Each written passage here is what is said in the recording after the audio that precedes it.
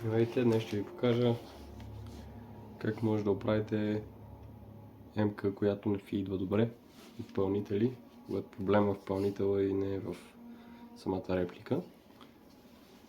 Аз използвах вариант с велкро и лепенка, която е за рани.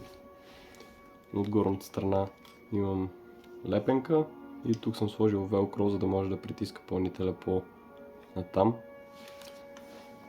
Някои хора използват изолир банд. Аз тук имам напълнител изолир банд също, защото всичките са различни, някои са по-тънки, някои по-дебели, но тук съм сложил просто. И това е резултата. Няма почти никакво клатене. Напред-назад. Принципно този пълнител не ми е проблемен, например този по средата на пълнителя почва да прескача и да идва по или никакви топчета, или по две. И тук клатенето е много по-малко. И да, за теста просто взех велкро. Не знам дали се вижда от вътрешната страна. Оп. Ето тук се слага и работи доста по-добре. Споделям го просто заради теста, някой не харесва как работи с изолир банд, защото на мен примерно не ми допада.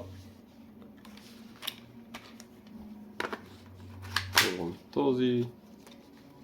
Разбира се, изкарването е малко по-трудно. Този също е добре.